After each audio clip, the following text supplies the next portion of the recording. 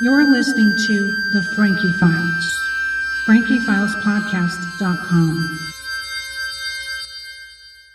I'll be launching the use of a new hashtag, Occupy Cults. Occupy Cults certainly speaks for itself. It's time that we get the word out about the damage these cults do financially, emotionally, psychologically, sexually, generationally. And that's part of what prompted me to begin speaking out. The hashtag Occupy Cults should be placed on anything you want the awareness raised on. The hashtag Occupy Cults. Wear it on a t-shirt. Chalk it on the neighborhood. Get the word out. Occupy Cults means just that. Pay attention to what's going on. Those survivors who are trying to speak out need your support. So thanks for listening, and check out Occupy Cults, the hashtag. Follow me on Reddit at Frankie Tues and on Twitter at Frankie Tues for supplemental discussion. Hey everybody! Right now I'm studying the New Age religions. It has really opened my eyes to the depth of madness that New Age religion is. I survived a cult for 12 years. I went as a kid from age 8 to 22, and this is what prompted me to start doing the podcast, doing my column on Substack called frankietees.substack.com, which is more cults in the news. The podcast covers recovery, news, and a variety of cults using testimonials from survivors and experts in interviews. But I also do researched essays from the point of view of a cult kid. And so studying New Age religion recently has blown my mind. Is this hodgepodge of psychology, psychedelic drugs, insecurity, and spaceships. Any of you have followed Love Has Won? I thought I would start with that. Amy Carter lived in Texas and was the manager of a McDonald's. Started attending some online forums about New Age religion. New Age religion, healing, light work, raising vibrations, all of this stuff. So she started studying online and was going into these interactive chats. And a guy with some alias told her she was special and she was the reincarnation of Christ.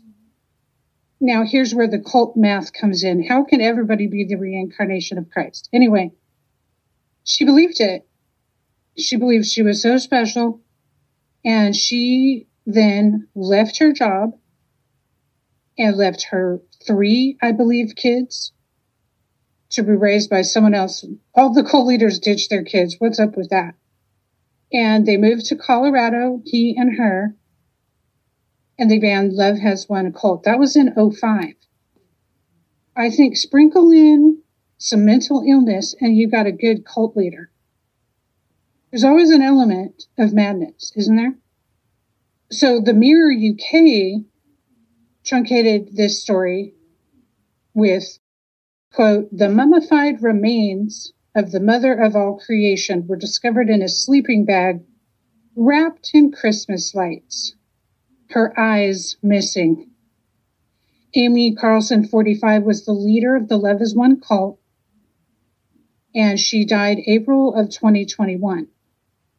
She claimed to have been reincarnated 534 times and lived the lives of Jesus Christ, Marilyn Monroe, and Joan of Arc, and Trump was her father in another life. When her body was discovered in Saguache County, Colorado, it appeared followers were worshiping it as a shrine. 7 of the cult members were arrested after police discovered the body, and charges included tampering with deceased human remains and abuse of a corpse. Amy was 45 when she died. She told everyone she had stage 5 cancer, when in fact she was killing herself by drinking their own potions that they were selling online for the COVID cure, which contained silver. She was poisoning herself. It goes on. Corporal Stephen Hansen told NBC, I've never seen a group of people be so nonchalant about a dead person in their back room? But the autopsy revealed she died of alcohol abuse, anorexia, chronic colloidal silver ingestion. Footage revealed the state her body was left in, turning blue due to decomposition in a room decorated like a children's bedroom.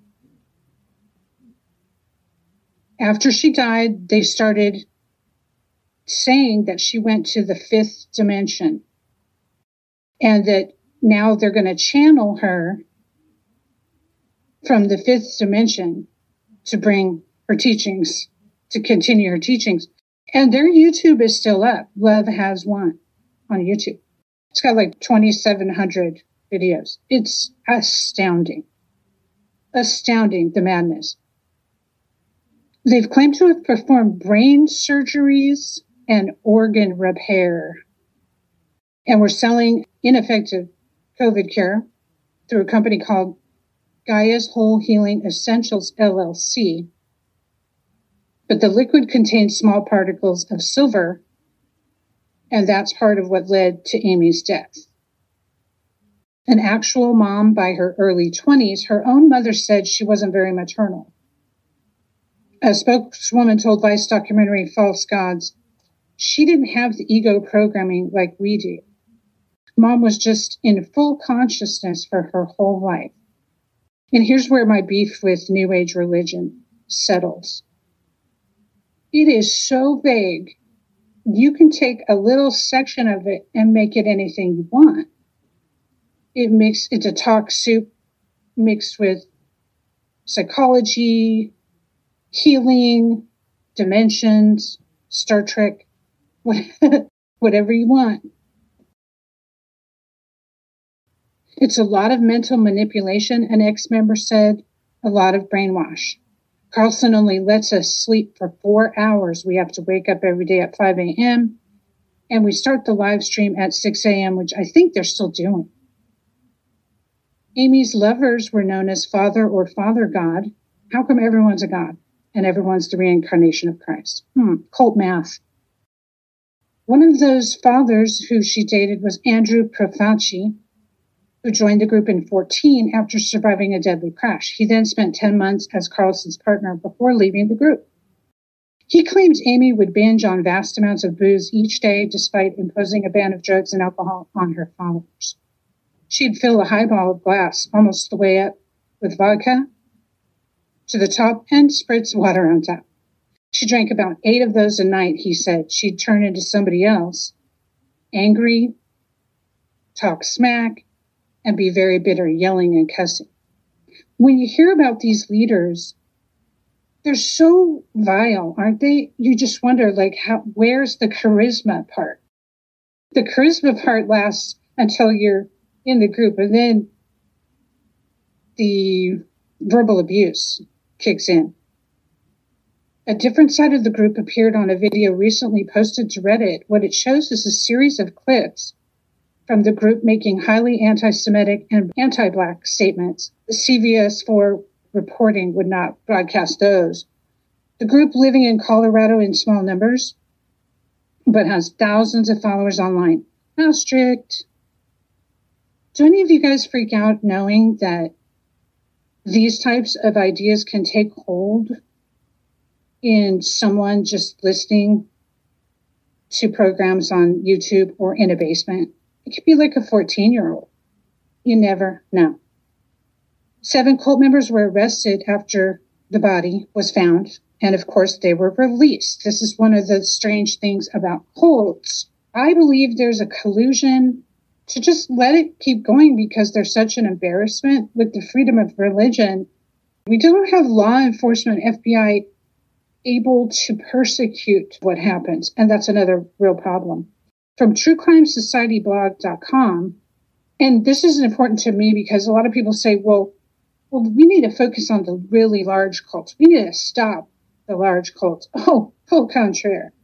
I went to a cult. I was raised in one that never had more than 3,000 followers, but the damage is generational. The family separation, child abuse, etc. So during the 2000s, she would have been in her 30s. The group was relatively small in terms of followers, between 12 and 20 full-time. They lived in a home, but they had about 200 online followers. She started with setting a website, lightworkers.org. And the welcome message on lightworkers.org says, "Welcome multidimensional star seeds, rainbow warriors, indigo revolutionaries, and all you other divine beings." So while she was participating in this forum, she met Amaranth White Eagle. You're listening to The Frankie Files. FrankieFilesPodcast.com. She convinced him she was divine. He convinced her. And she also claimed to experience paranormal activity at this time. Here's another asterisk. New Age has so much roots in the goofy. It's just almost like, how did it ever take hold? It's a lot of hooey. Amy claims in the past that she has a relationship with the spirit of Robin Williams. She said that Robin is now Archangel Zadkiel. In 2007, Amy left her husband and 3 kids, along with her manager's job in Texas, to move to Colorado, where she shacked up with White Eagle from this forum, which is lightworkers.org. In 2007, when she moved to Crestone, Colorado, there's a note here from this True Crime blog that Crestone has a reputation for housing many people like Amy. They formed a group called Galactic Federation of Light. Her followers believed Amy's reincarnations included Joan of Arc and Cleopatra, as well as, I said earlier, Jesus and Marilyn Monroe. Miguel Lamboy, who was one of her partners, said he suffered from end-stage lung cancer and had already had a lung removed. Followers believed Amy, Mother God, healed him and cemented their faith in her and the group. Love is One became a 501c3 nonprofit charitable org in 2019, thanks to Miguel's effort. They changed their structure. This is so much like Heaven's Gate. Ugh, it's spooky. A group of followers known as First Contact Ground Crew Team would video daily updates for hours each day, quest to help Amy assist the world to ascend. And if you do look at New Age, their goal is to bring in a New Age. They believe that the New Age within each person, and we're going to usher in a New Age. It doesn't say, what the New Age will be. It's vague, and that's based on, I think, really, it's just scammy, leaving it so vague so people can do the self-improvement, self-help gurus. Miguel Lamboy described Amy's situation as very dire and said that her body was failing. Amy was said to be bedridden and eventually paralyzed from the waist down. My God, when do these people call the police or the hospital or, ambulance? In 2019, the tone of the updates from the group became more paranoid. They said that Amy was under constant attack from dark forces.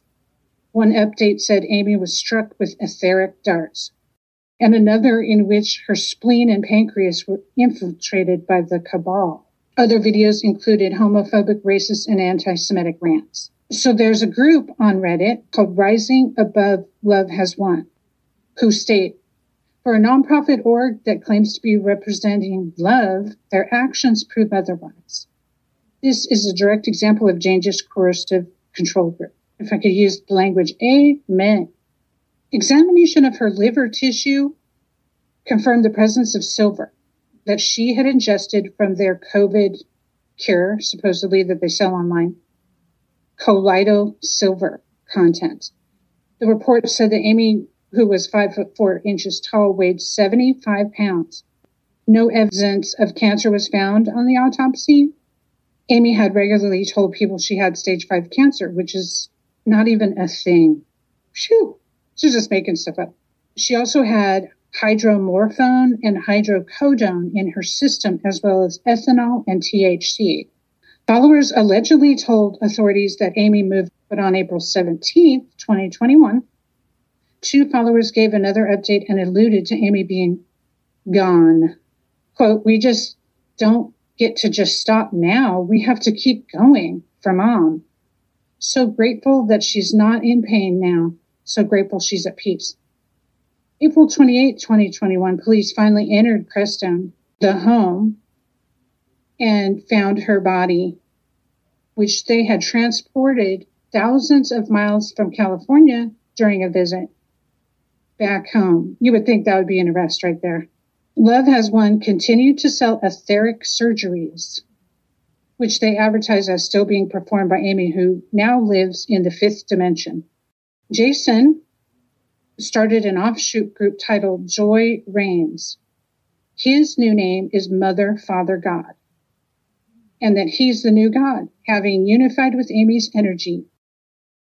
He's made videos about the false team, the people who stayed with Love Has Won following Amy's death. Little side note, the New Age religion I was raised in, it was founded, called Morningland Church. It was founded by a couple. In mysterious circumstance at a lodge retreat, the two of them were there, the couple, and the man died. He was in his 50s. His name was Donato. When he died, she immediately began saying she's channeling him. This is like a standard cult move. They got to change their name. They got to start channeling the dead leader. Rolling Stone said their messaging is unlike any other religious group. Brash, energetic, and foul-mouthed, able to insult members of their audience in one breath and tell them they love them in the next. They're unafraid of offending. In fact, they seem to revel in it. Before she was Mother God, Amy Carlson was a manager at McDonald's in Houston, Texas. She's in constant conflict with the Cabal, a shadowy global organization. The Cabal is described as a group of minions of reptilians and the Anunnaki, ancient extraterrestrials and or Sumerian deities, depending on who you ask. They are global elite tied to the Illuminati. When you think about the internet being used by these cults to keep propagating strange ideas, it isn't helping. Recently, we started a new group called Cult Podcasts, so you guys can check that out. It's just focused on podcasts. Our Cult Podcasts. There is a really good podcast, and it's about the reptilian thing. You know, it's really sad, but it's taken hold. The reptilian cabal. This particular episode that I want you to check out regarding the reptilian cabal, episode 118, the virtual reptilian cult, Sherry Shriner. This is not related to Love Has Won, but I am astounded on how much of this is out there. It's posted, and it's called Cults. Their podcast is called Cults. It's on Parcast. It's a pretty good rundown of the incredibly strange life of Sherry Shriner, and it ends with, several people dead. And that's one of the themes about cults. Even the one I was in, people die. So it's not benign. These beliefs, we are led down these strange paths. I say we because I was a cult survivor. Yes, I went as a kid, so I wasn't walking into it as an adult, but people do. Yeah, so I recommend the Parcast Cults, their episode 118, which gets more into the reptilian cabal. That's what Love Has Won leader Amy Carlson states she was fighting all the time. Meanwhile, she was poisoning herself. She went out with a whimper. She says the cabal is described as a group of minions of reptilians, ancient extraterrestrials, and our Sumerian deities. Their YouTube, still happening, is titled 5D Full Disclosure. That's 5 dimensions. But it's youtube.com/C/Love Has Won. Absolutely incredible. And her death over a period of time was watched by her follower. They watched her dying. They enabled all of that. It's hard to imagine at times how we get onto this planet of weirdness. But that's what coercion's about, right? You hear something you like, you start, before you know it, you're in a rabbit hole. So Love Has One story got my attention recently because they're still doing it. People have lost their damn minds by the time they're in some of these organizations. They're dangerous. They're not logical.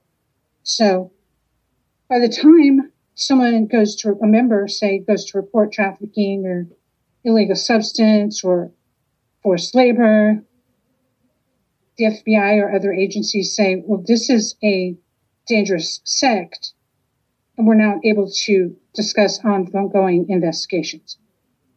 Then the circle continues. No one hears about anything, and people continue to join.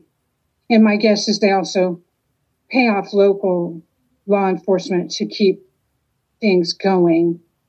The one I was in Long Beach, California, is still there. They started in 1972, and not one person has successfully sued them, nor has the government successfully sued them. Morningland Church was involved in bribery of Congress people. There was no conclusion. They got off. So religious cults in America are a great place for criminals to hide. You're tuned in to the Frankie Files. FrankieFilesPodcast.com.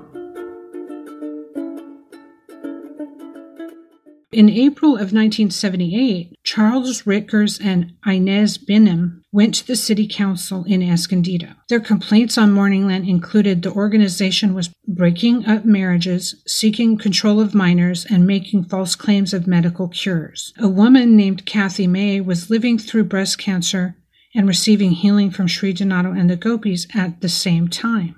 They claimed to heal her, but she died of the breast cancer.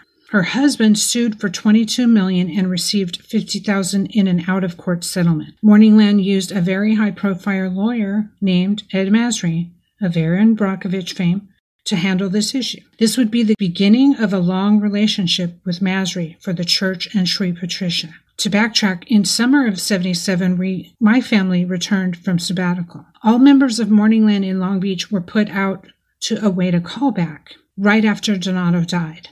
Some never got called back. How I wish now that we had not. We were called back, and my mom remembers there being much discussion amongst members of the church about who was left, how Donato died, and the fact that all the Gopis and Sri Patricia moved back to Long Beach and now ran it. There was no more Escondido. Sri Patricia changed her name to Sri Donato. 1978 was a big year for Morningland, and we knew very little of what was happening. Remember, there's no internet, and a very intense closed-mouth campaign was definitely in progress to control the information the Long Beach members got about what was going on in Escondido. We knew nothing. The church was busy in Escondido countering the city council's initiated police investigation into the wrongdoings in the community. Ed Masry held that Morningland was being denied their constitutional rights of a church with the city council and the Escondido investigation, as no information was being provided about its findings to Ed Masry. In October of 1978, the investigation was dropped for Masry and Morningland Corporation. The city dropped the federal lawsuit.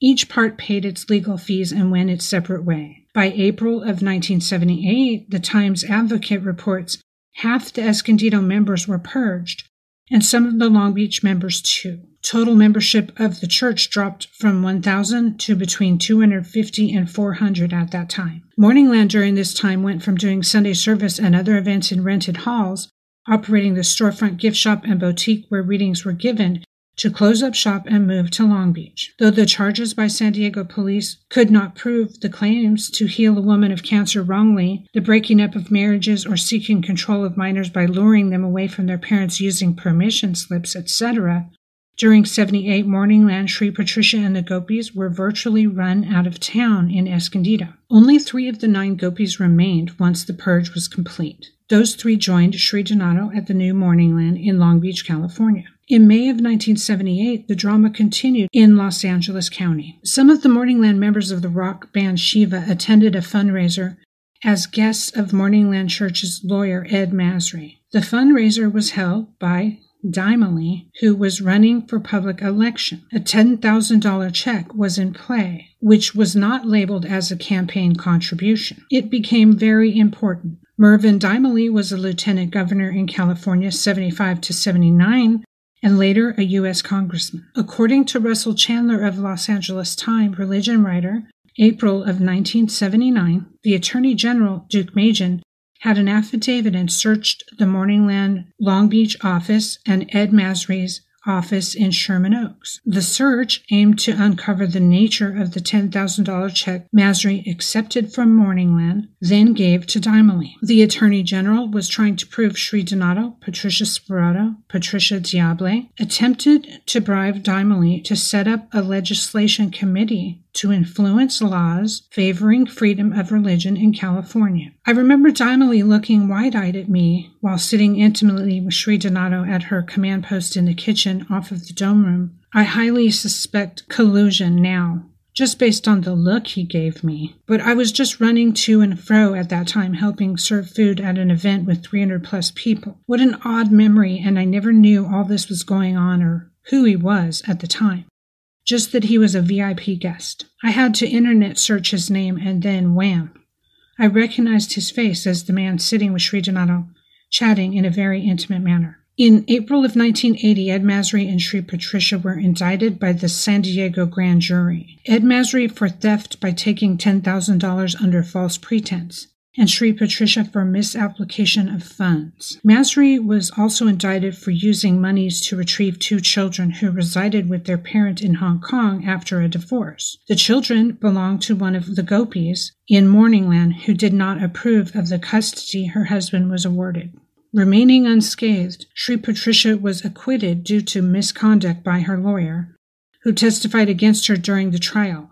That's a different lawyer than Ed Masry. Sri Patricia had used him, and he acted against her based on his knowledge of his client, and that was not allowed. Masry was acquitted of bribery but convicted of grand theft by false pretense. A new trial was ordered for him due to jury misconduct. He eventually got off on that charge, claiming he was not availed of a speedy trial. Masry was very crafty. I remember clearly Masry standing on stage of the main altar in Long Beach at a Sunday service. He stood with Sri Donato on the huge ornate altar. He was being initiated as an honorary disciple. Sri Patricia called him a freedom fighter and told the congregation, hundreds were present, that he cleared her of all the false accusations that had happened of late. Little did we know how close she came to conviction following her husband's death, and how twisted her intent to influence a local state public official was. She wanted to ensure her activities wouldn't be opposed further and crossed a line to ensure that. But she came through the fire unburnt. Except publicly. There was a lot of press about these incidents. Due to the fact it was all shielded from members, disciples mostly did not even understand all that had taken place or what she was even cleared of. These changes came on the tail of Donato's death and were a whirlwind. She took full advantage of everyone's disorientation, a lot like the play Hamlet, when the new king takes over his reign and marries his brother's wife. It feels so dirty just thinking of it now. In 1984, these charges resurfaced as 2 counts of embezzlement for the $10,000 given to Masry in an effort to stop the investigation into Morningland by Escondido Police Department. It did not stick, but members of Long Beach or those in Escondido who moved to Long Beach due to closure of Escondido never were informed about the details of any of this. There was, again, no internet, and the news was simply easy to bury. She got off scot-free. We were told that the Attorney General tried to make a victim of Morningland and their freedom of religion. We were told in many speeches that Sri Donato was fighting for freedom of religion of all churches in California and the United States. She was, but I had no idea what that meant to her. I was soon to find all of that out. There were dramatic handheld camera films taken by one of the members of the Gopis who were screaming about confidentiality and freedom of religion throughout the film. The black and white film, actual film in those days, was of the California Attorney General serving a warrant and searching the premises for evidence of bribery of Dimely. These videos were shown to us, and videos were shown at large, well-attended Morningland events, too. It was extremely dramatized, of course, because it was Sri Patricia and Morningland. She claimed complete innocence. Another disaster averted by a master manipulator and her lawyer, Ed Masry. Money talks. Just another weapon in the arsenal of Sri Donato used as her propaganda and turned into a gaslighting situation where her wrongdoing was never disclosed. Another genius move by the lawyer who showed Sri Patricia how to scoot through anything using freedom of religion. Another time I think back to the fact that if she were convicted, my life would have been so good and so different.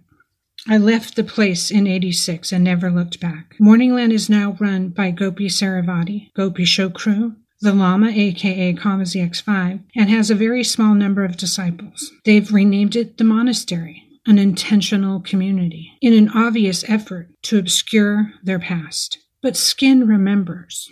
There's several online sites which show the valuation of this corporation as worth $5 million. A website which is still up despite the webmaster's death speaks of several members who are angry, having put a lien on the property. That means if they try to sell it, these people will probably be paid damages owed. I am not one of those. The site is up posthumously, x-morninglanders.com. for your information. Healings, readings, family separations, broken marriages, incest, rape, slavery, drug use, child endangerment, deception of people who sought healings are things this cult Morningland has left in its wake. Though never exceeding a few thousand members, I personally know so many who survived the psychological damage caused by its leaders. But it's not over. The people that crazy Sri Donato trained are running the monastery, using all the tactics taught to them by Sri Donato at the same location, now the monastery. Let it be known. Word must get out to stop these people from tricking and harming others. Enough said. Tune in next week for more on cults. Hear my mom and I in episode 9 discuss our family separation by this church. Share the podcast where you can and help us by becoming a subscriber on Spotify, Apple, Amazon, Stitcher, and more. It's totally free. Download the previous episodes new each Tuesday. Stay tuned for announcements on my upcoming interviews about my survivor story from Morningland Cult, and I look forward to bringing you more each week. Until next time. FrankieFilesPodcast.com.